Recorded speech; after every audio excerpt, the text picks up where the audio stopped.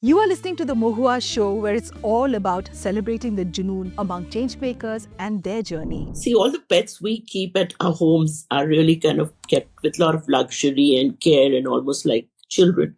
But what about these other poor creatures who really need? And believe you and me, I have 5 indie dogs, and all of them are so intelligent. You find elephants who are forced with people on their back. And I was just scrolling yesterday and I found a camel crying. And, your heart bleeds because they don't have the language, right, to talk about it. What kind of human society are we living in? And it's so sad. Even camels, you're making them run. They're not supposed to run on tar roads. And they're being exported, to other countries for slaughter, for entertainment. No, animals are not for entertainment. One keeps, whenever I'm scrolling through Instagram, you will find, a dog that's been abandoned because a couple has not been able to manage them. The only blessing or the only bank balance they say in your living life is your karma. I hate to say this, but we are a debauched society. Because if you can't look after an animal, please don't adopt it. What does it take to make a city nearly rabies free without harming a single stray dog? You must be wondering. And how does one woman's quiet determination lead to India's first camel rescue center, changing centuries old traditions in the process? Today's episode is just not about animals, it's about systems, empathy, and what it truly means to coexist. I'm really honored today to have with me Timmie Kumar, Managing Trustee of Help in Suffering, a pioneer in India's animal welfare movement. Over the past 2 decades, her work has touched the lives of thousands of animals and challenged the way we think about care, community, and responsibility. So I'm sure you're all waiting to listen to her journey. Welcome to me in today's episode. Thank you. Thank you for having me on your podcast. Thanks, Timmy. Yes. So, Timmy, let's just begin by asking you. You've been with his, right? Yes. Through years of transformation. So, for our listeners unfamiliar with the organization, can you tell us a little bit about the kind of work that your organization does on ground? So, Help in Suffering, as you know, was started 45 years ago by an English lady when there was nothing in Jaipur. It was almost like an overgrown village. But, and obviously, she started this whole journey with a pure heart, and I've been associated with it. So, Help in Suffering rescues animals, does an animal birth control program, gives gives them treatment, gets them readopted, also rehomed, and if not, we try and keep some of them wherever we can house. But fortunately, most of them, get either rehomed or they have to be released back in the areas we've discovered. We've also started humane education, and Help in Suffering is probably one of the first in Rajasthan and one of the most large organization which looks into every aspect of animal life, right from a little bird up to a camel. We've also one of the organization which has been in advocacy to stop elephants for use for entertainment, because these are wild animals, and definitely the worst thing, you can't keep them in 45. So Help in Suffering is there. We support other organizations. We like to work collectively and not like a banyan tree where we don't let other organizations go. We want more people to get into either it's humane education or it's camels, or whether it's animal birth control, or looking into orthopedics of animals. And we've got a diagnostic center with it, and these are all for street animals, and it's a completely free hospital. Amazing. So, from mobile clinics to sterilization drives, as you were talking to me about, Help in Suffering has pioneered structured responses to animal welfare. Why do you think building such systems is extremely important in a country like India, where even human beings are still trying to get the whole structure going for themselves? I would really like to hear your perspective, Timmy, on this. So, actually, a country like ours, Hmm. animals, we have an enormous lot of animals living Mhm. on the street, off the street, and either they're cared or neglected. But it's a because a large country like ours, probably one of the most populated countries, has huge amount of animals, and there's so much to look into. And I feel, see, all the pets we keep at our homes are really kind of kept with a lot of luxury and care and almost like children. But what about these other poor creatures who really need? And believe you me, I have 5 Indie dogs, and all of them are so intelligent. I never leash them, I never tie them up. They roam around the whole campus freely, wagging their tail, beating people. And that's the only way. So, kindness should be there for animals right from a young age with children and human. Education is also important. And they care along with government, with if they kind of they do have hospitals and governments have huge amount of doctors, but I just feel uh, there should be public-private partnerships with a sincere goal and taking it honestly forward with supporting each other. It's not about who's more superior; it's how we can do it together. Wonderful. So, to me, I mean, just for our listeners, I think I'd really like to know what does an, emergency situation really look like, in your work. Obviously, timings can sometimes be a challenge and, mobile clinics. So tell me a little bit about what is it like, any incident that you'd really like to share with us. So we get phone calls at any time of the hour, any hour of the night. Sometimes there is a bitch which is well paying, or she's not being able to deliver, or there's been an accident of a camel or a horse or so we immediately make note and it's informed to our team. So invariably we do almost 24/7, not all the times, because sometimes we have shortage of vehicles or staff at night, but generally there's always somebody available. And we do, when they're rescued, they're brought back to the shelter immediately. Our para-vet and vets take care of them, and then they put for next in our kennels for next morning for the next team to come and take a look. They're given, injections, painkillers, depending on how the case is. And it is, and the cows sometimes, and believe you and me, at night sometimes our vets come and then they deliver the help which deliver the puppies or any such animal which is in crisis. We have macaques which get electrocuted, and we kind of have a whole lot of them in our foster care.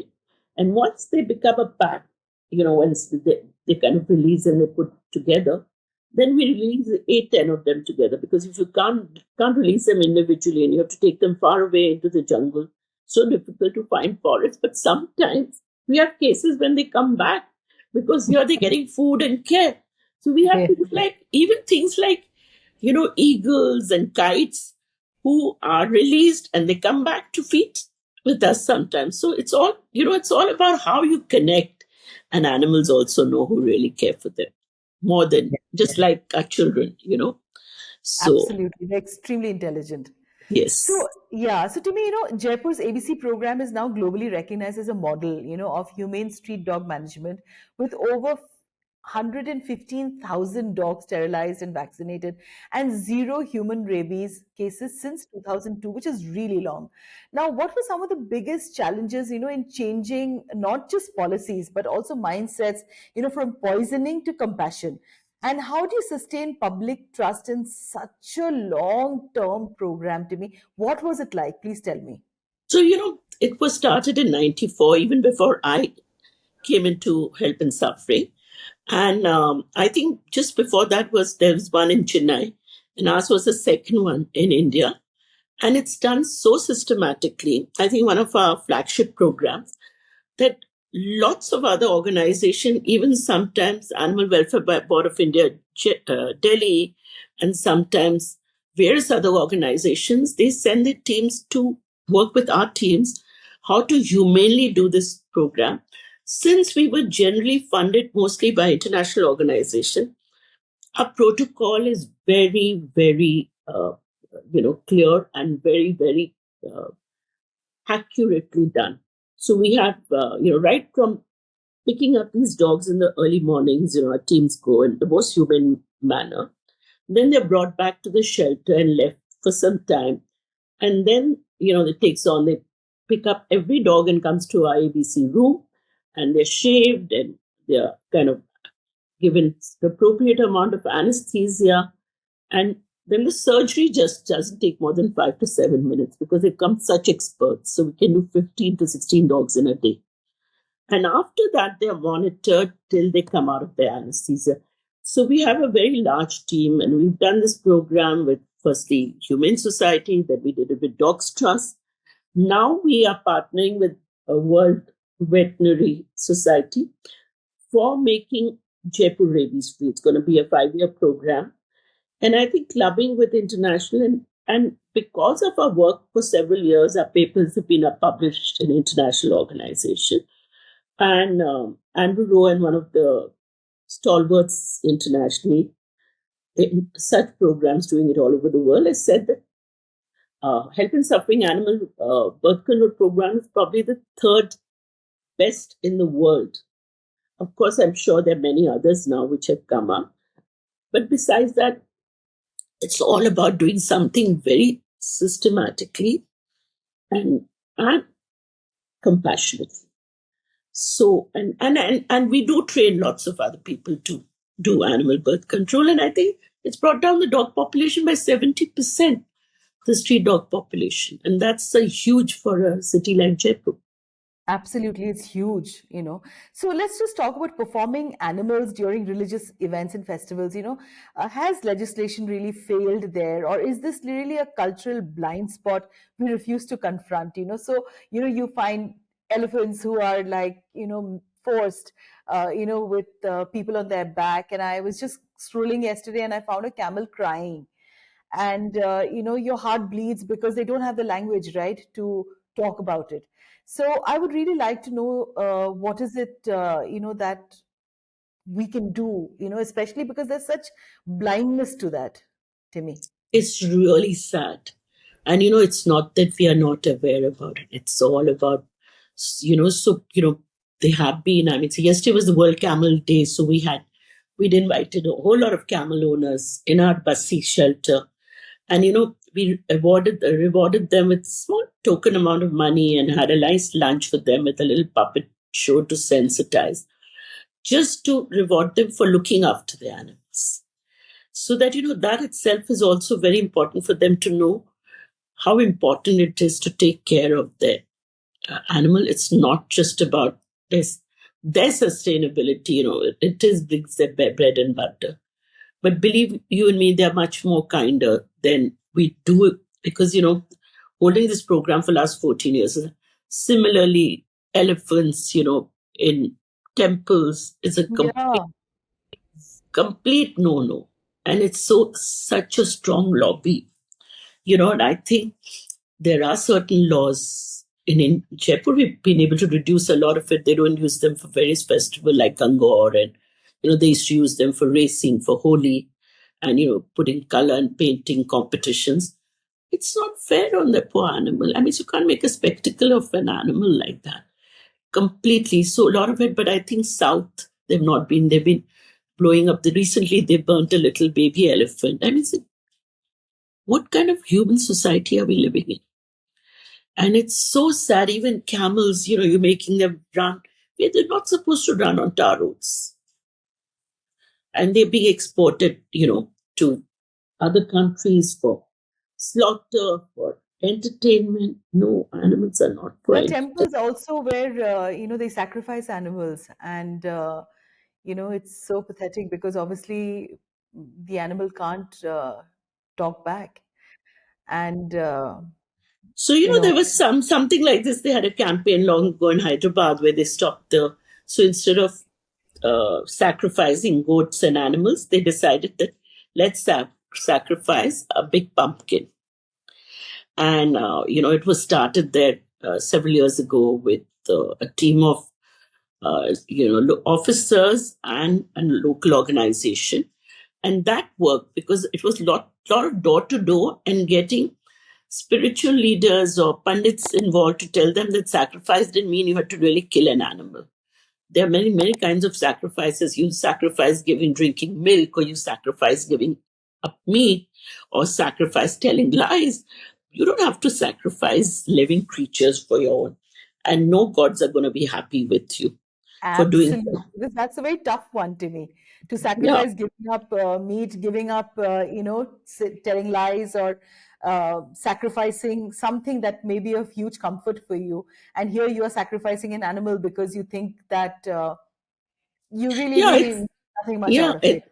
it's you're abstaining from, or hanging on to your all your, but at the end of the day, Mahua, it's all about, our whole scriptures, our Vedas, all talked about karma.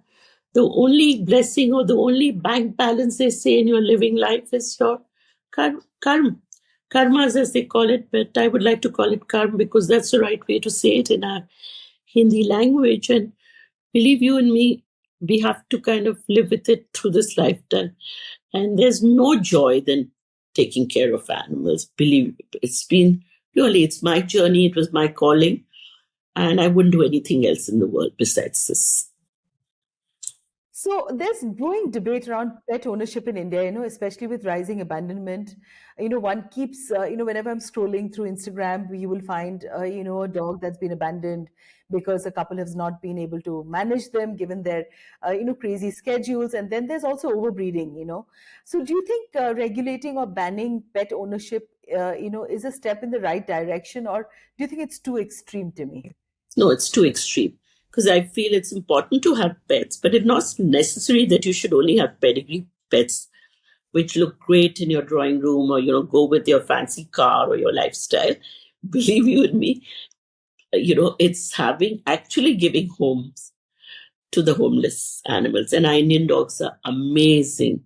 I'm telling you, my Indian dogs are far better trained than I've had a couple of, like my father-in-law had a pedigree dog, which I'm looking after after he passed. They are not as intelligent, or they, even if they are, they're spoiled. And running HIS, the amount of people who leave Saint Bernards and German shepherds and all kinds of pedigree dogs outside our shelter, either they're blind or pugs, or they're too old, and then they don't want to take care of them. And these poor animals sometimes just have depression because they are abandoned from a nice air-conditioned home where they sleep with their, owners, and suddenly, just because they don't need them anymore, they can't take care.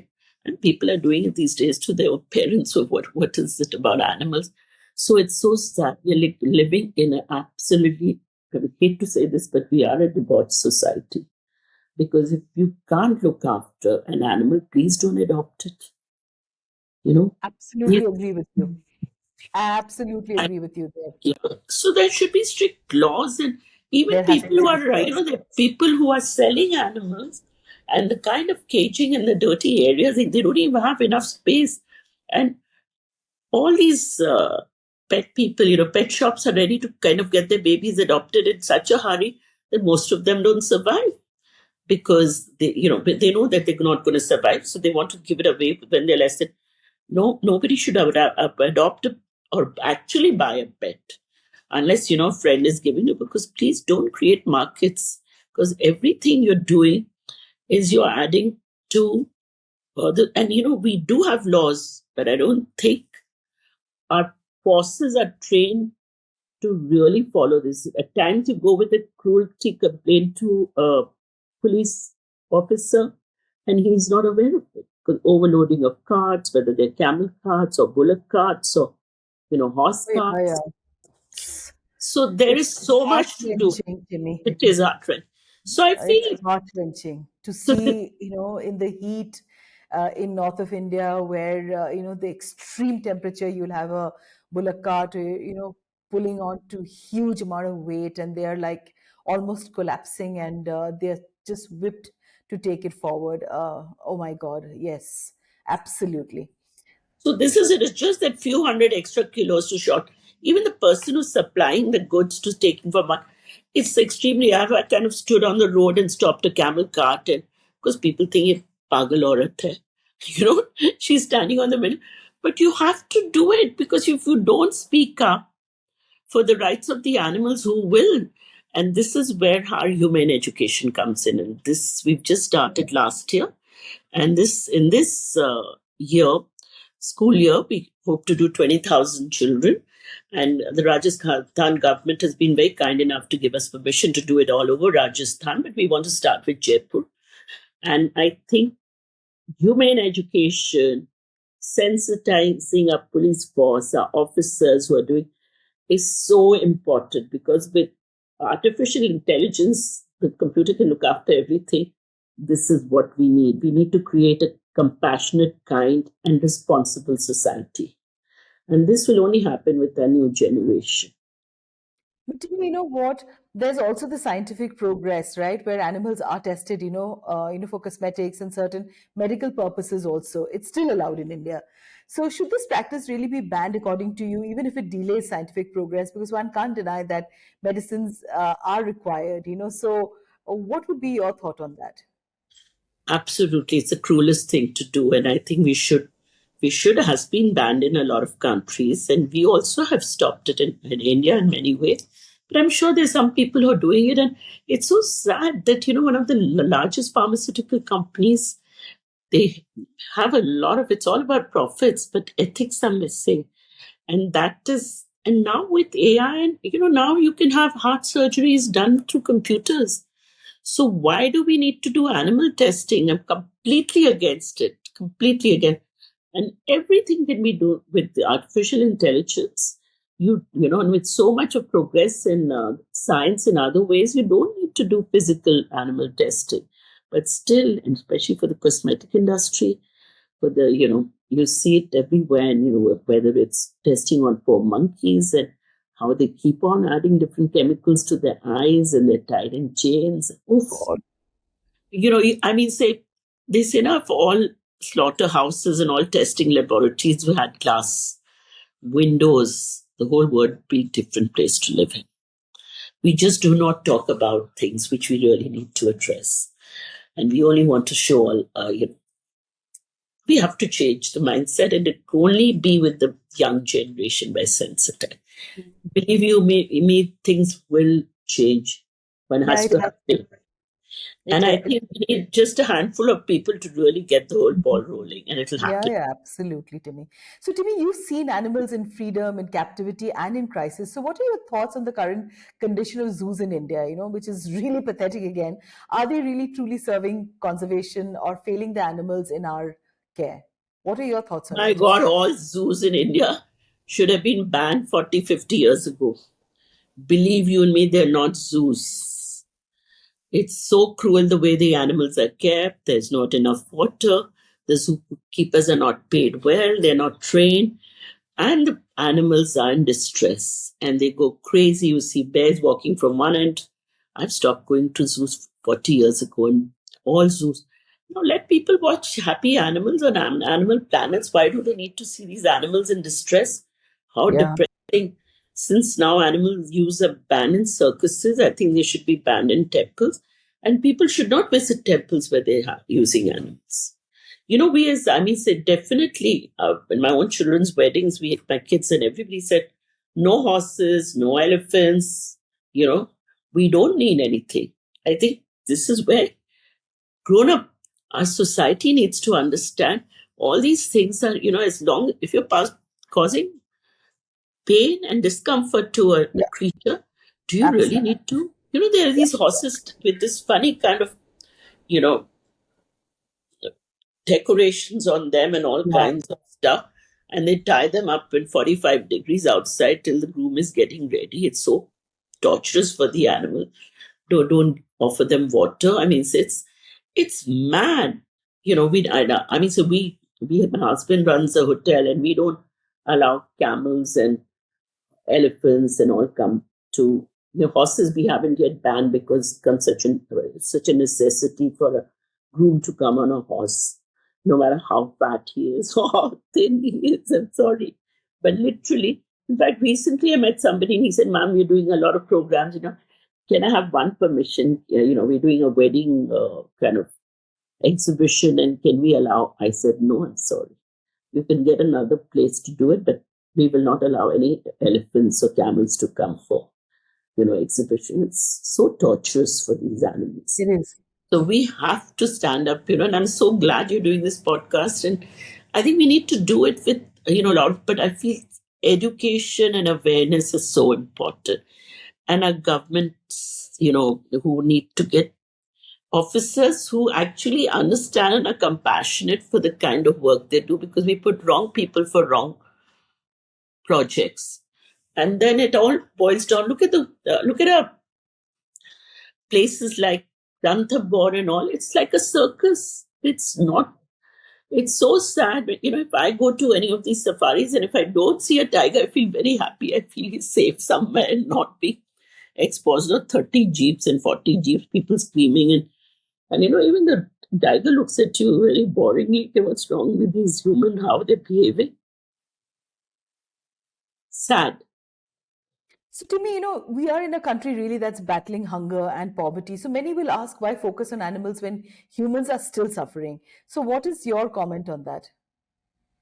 I feel we live in a country where every animal, from our Shastras, every animal represented a particular god, right? From a rat to an Yeah, elephant and a tiger.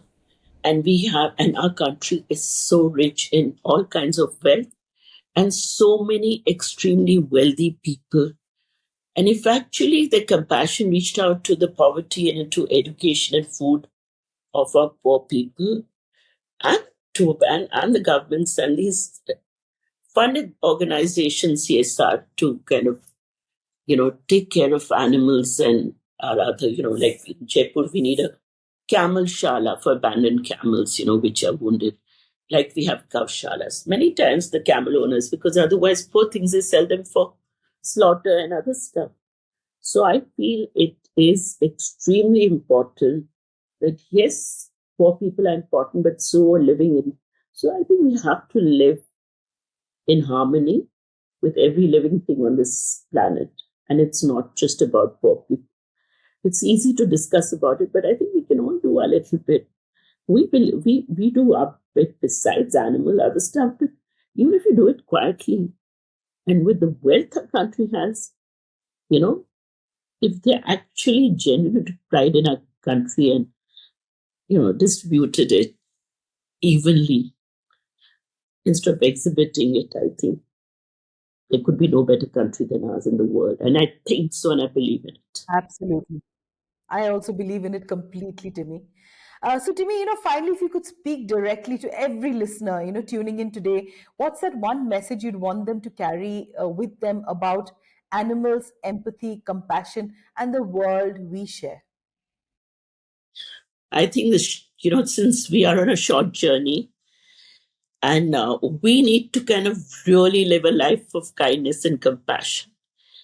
And there's no better God than these voiceless creatures or trees and animals, because we can't live on this planet without, collective living. So I would like to tell every young parent to bring up their children with compassion and kindness. That will help them grow into fabulous humans and individuals. And once you're kind and compassionate, there's no looking back in the world. So just let's live in harmony with each living creature on this planet, since we are on a short journey. Thank you, Timmy, for taking out the time today to talk to us. It's really been an honor to have a guest like you on our podcast and believers like you. And, for our listeners, when we talk about change, we often think it needs to be big, loud, and instant. But what Timmie Kumar reminds us is this: real change begins with quiet choices, consistent action, and unshakable compassion. So if this episode has moved you, share it, tag it, talk about us, tag us, and most of all, do something. Thank you, Timmy, for reminding us that empathy is not an ideal, it must become a practice. So thank you once again. It's been an honor to talk to you, Timmy. Thank you, Mohua, for having me in this program, and look forward to meeting you sometime soon. And God bless everybody. Thank you.